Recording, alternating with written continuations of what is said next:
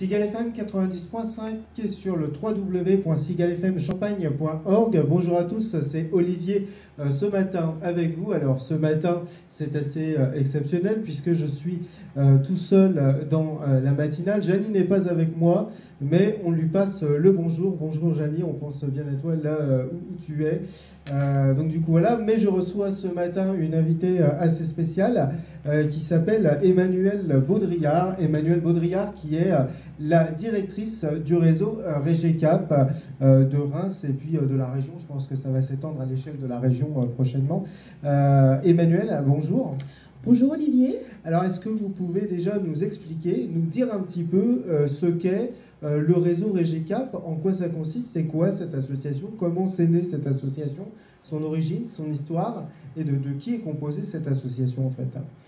Alors Régecap est une association de la loi de 1901 qui est née de la fusion de deux associations en 2015, qui étaient Régecap et Récap, qui étaient le réseau de soins palliatifs et un réseau de gérontologie.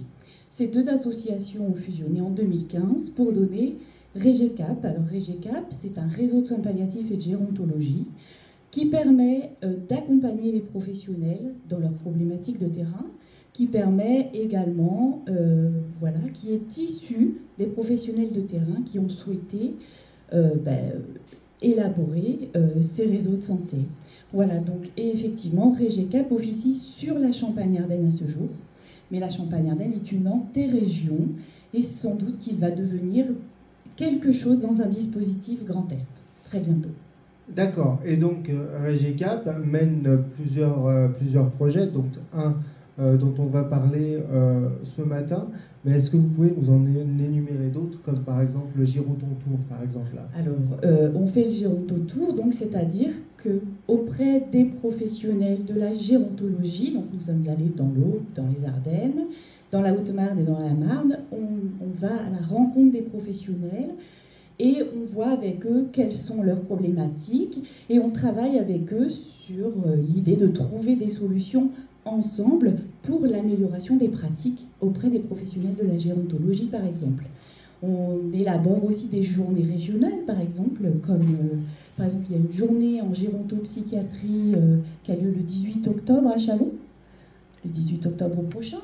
Et on élabore aussi des guides de travail, alors notamment le guide de la personne âgée. On avait travaillé sur un guide qui s'appelle le guide de Diogène, mais il y en a d'autres aussi. Il y en a d'autres, dont un qui est l'objet de cette émission d'aujourd'hui, qui est donc le guide du consentement de la personne en situation de handicap, un sujet qui est très important, les personnes en situation de handicap, puisque, il faut le dire, je présente cette émission, mais je suis une personne en situation de handicap.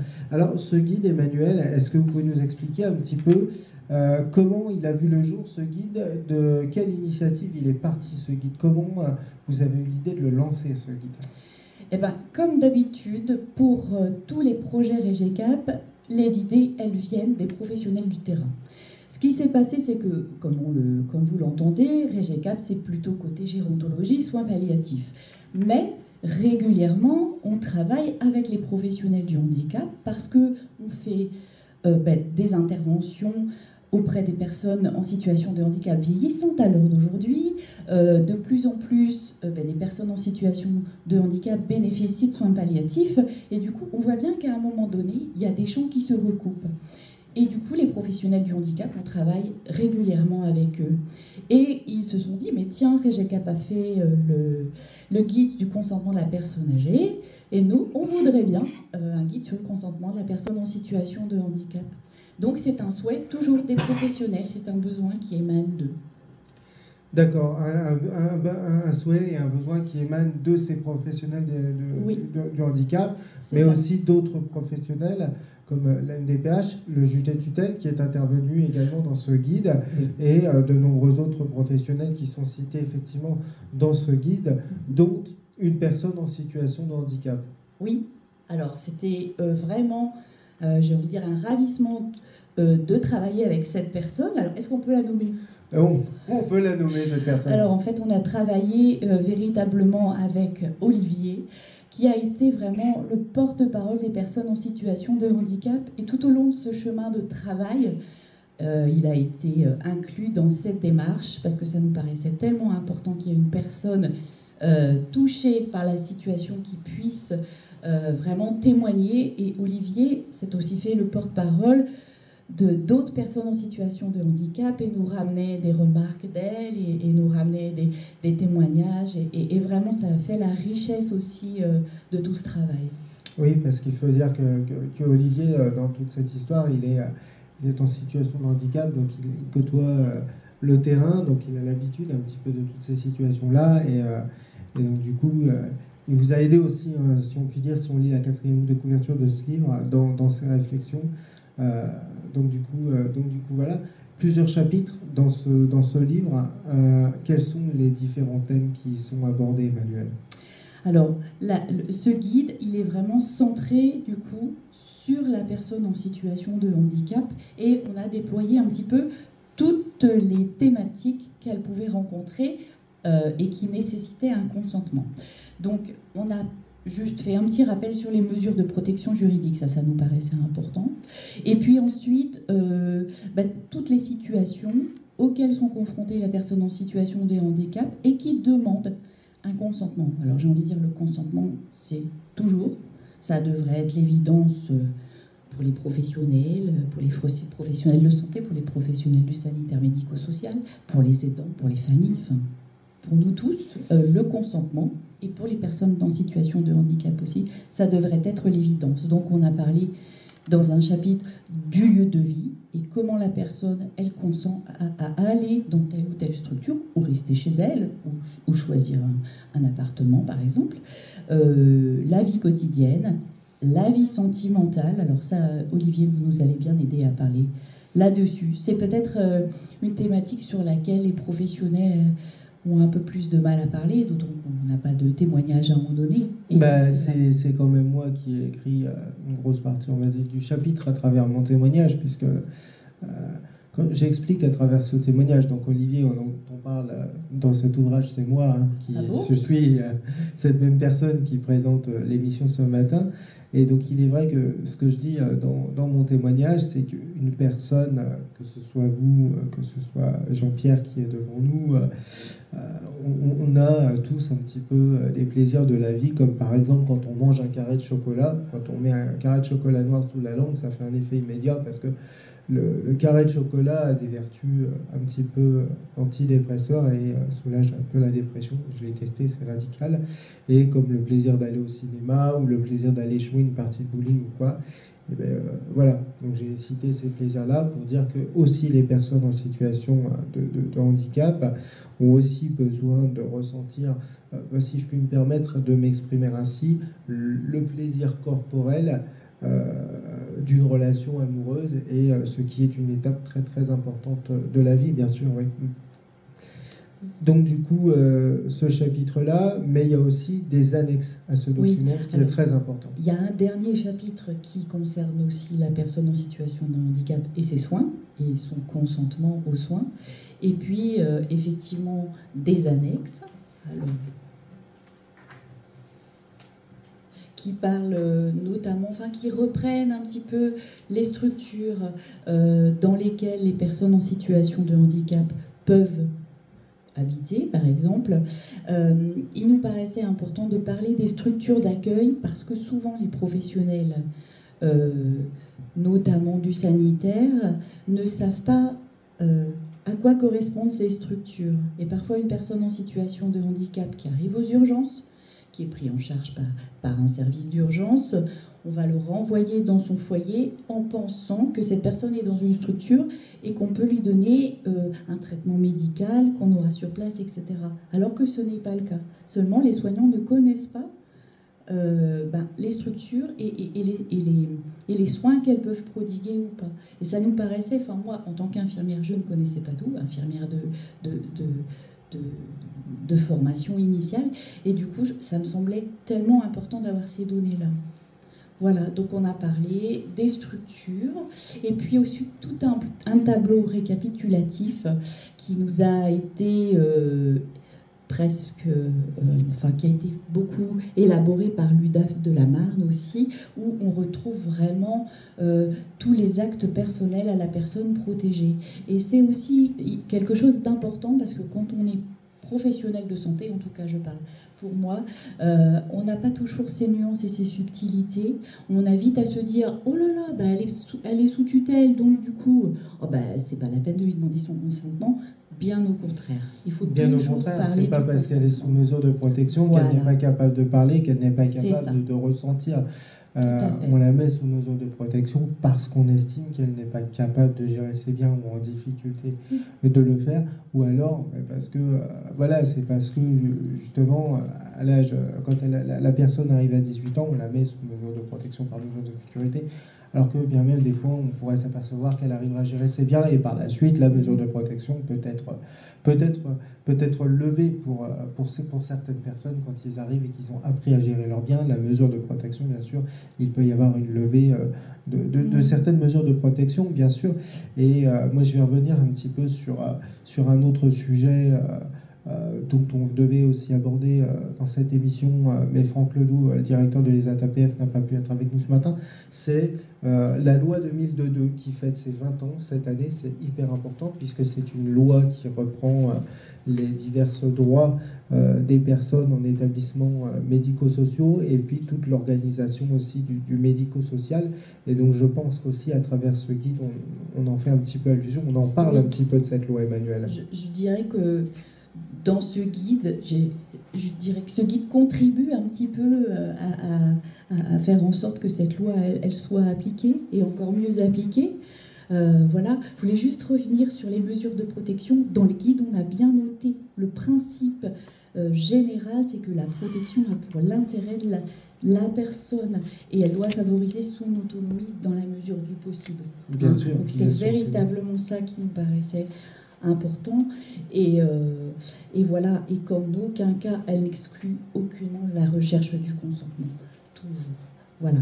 Effectivement, toujours le consentement, c'est très important, parce que ce qu'il faut dire, c'est qu'une personne en situation de handicap, et comme tout un chacun, si une chose lui est imposée, elle le vivra très mal, alors que si on lui propose et qu'elle consent à le faire, ça ira tout de suite beaucoup mieux.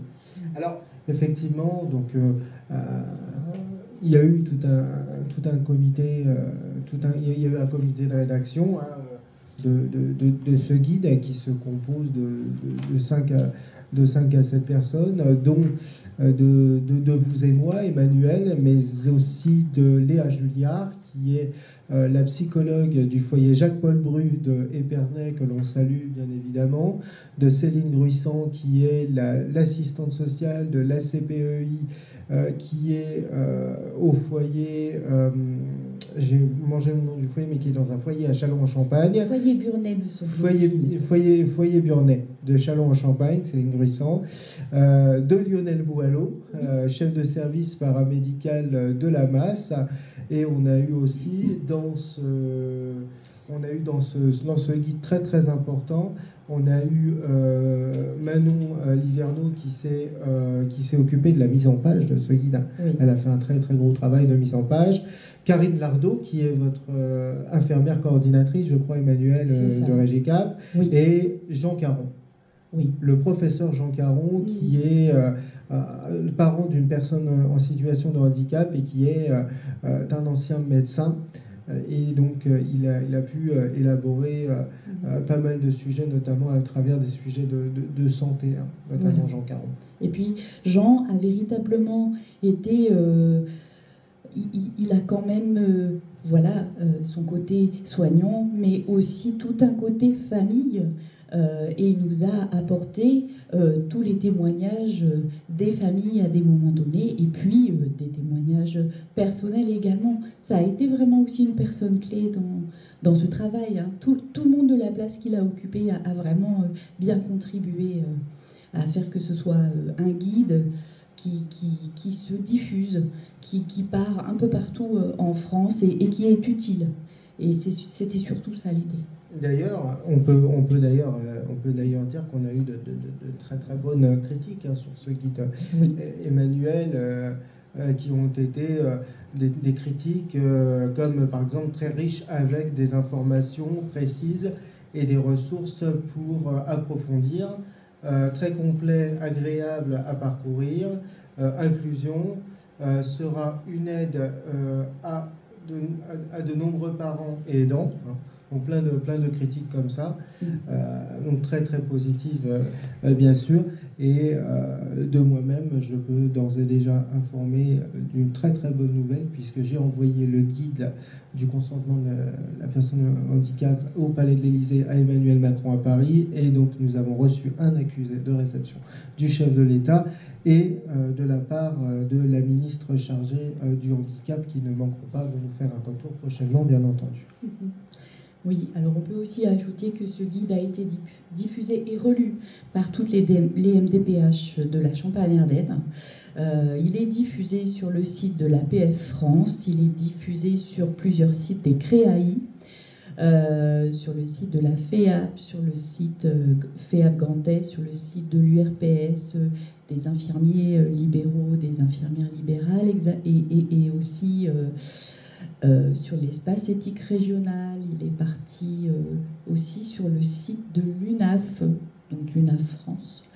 Donc c'est un document, vraisemblablement, hein, des témoignages qu'on peut en avoir, qui fait déjà un petit peu référence, parce qu'il n'existait pas à l'heure d'aujourd'hui un guide sur le consentement qui reprenait un petit peu toutes ces situations et toutes les étapes de la vie qu'on a pu décrire ensemble.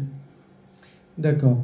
Donc voilà, nous arrivons au terme de cette émission. Est-ce que vous avez des souhaits, Emmanuel, par rapport à ce guide, ou encore peut-être des personnes à remercier aujourd'hui pour ce travail, des choses comme ça? On peut remercier tous les relecteurs, hein, parce qu'ils ont été nombreux et toujours bienveillants dans leur relecture. Et j'ai envie de dire, j'espère que ce guide va vivre. L'idée, c'est de le transcrire en FALC d'ici l'année 2023, en partenariat avec le CREAI Grand Est. On a répondu à un appel à projet et du coup ça va se faire. Voilà. RégéCap d'ores et déjà a été sollicité par les professionnels pour travailler sur la thématique du handicap et du vieillissement, et nous allons répondre favorablement à cela. Et du coup, on serait ravis d'accompagner les professionnels qui le souhaitent et des personnes en situation de handicap qui veuillent travailler sur ce sujet-là. Très bien, merci Emmanuel d'avoir été avec nous. Donc pour conclure, je vais peut-être pouvoir, j'ai pris le plaisir à l'Assemblée Générale de RégéCap de lire la 4e de couverture du livre. Et pour conclure cette émission, je vais vous lire la 4e de couverture du livre. Alors excusez-moi si je bafouille un petit peu, on est en direct. Ce guide se veut être un outil pratico-pratique à destination des professionnels et des aidants des personnes en situation de handicap. Il montre comment la recherche d'adhésion et du consentement est une quête permanente auprès de la personne en situation de handicap pour sa vie quotidienne et ses choix de lieu de vie, ses soins et sa vie sentimentale. Apprendre à consentir est un processus évolutif, dynamique et interactif dès le plus jeune âge. Le consentement, c'est donc l'affaire d'une personne en situation de handicap, et de tous, sa famille, son entourage social, les professionnels qui l'accompagnent ou qui le soignent. Ce guide résulte d'un travail coopératif initié par RégéCap à la demande de professionnels du secteur du handicap qui utilisent le guide du consentement de la personne âgée. Des liens avaient déjà été tissés, noués lors de la journée Soins palliatifs et handicap organisée par RégéCap en novembre 2016. Des rencontres préalables au travail de rédaction ont été organisées par RégéCap avec tous les partenaires nécessaires pour cibler les contours réglementaires et pratiques du consentement. Juge des tutelles, équipe mobile de soins palliatifs, équipe Handi-Relais, UDAF de la Marne, MDPH de la Marne, HAD Croix-Rouge de Reims. Ce guide fut un réel partage qui n'aurait pu se faire sans l'expertise d'Olivier Garivier, c'est-à-dire de moi-même, personne en situation de handicap qui a pris naturellement sa place de modérateur du groupe de professionnels du sanitaire médico-social avec la plus précieuse de l'animatrice Emmanuelle Baudrillard, présente à nos côtés à ce jour. Olivier nous a aidés à nous concentrer sur notre sujet sans nous disperser en proposant toujours une alternative claire dans ces moments de débat où nous n'arrivions pas à trancher. Il nous a permis de n'omettre aucun sujet fondamental, comme par exemple la vie sentimentale que nous n'aurions pas choisi d'aborder au début de lui-même. Il s'est fait porte-parole des personnes en situation de handicap. Il est allé consulter d'autres personnes amies vivant également avec un handicap pour affiner ses messages et nourrir notre réflexion. Nous le remercions de son engagement, de son assiduité et de sa clairvoyance. Sans lui, ce guide n'aurait pas été aussi pertinent et aussi fin dans ses propositions. Voilà pour la 4e de couverture du guide, et j'ai eu l'honneur aussi de faire la préface de ce guide Emmanuel. Moi, je voudrais juste rajouter une dernière chose. Si vous voulez trouver ce guide, voilà, il faut aller sur le site de REGECAP, www.regecap.org, et vous pourrez le télécharger ou le lire comme vous le souhaitez et comme bon vous semble. D'accord. Merci Emmanuel d'avoir été avec nous. C'était un grand plaisir. On vous souhaite une bonne journée sur Cigale FM 90.5 et sur le www.cigalefmchampagne.org. Bonne journée à l'écoute de nos programmes.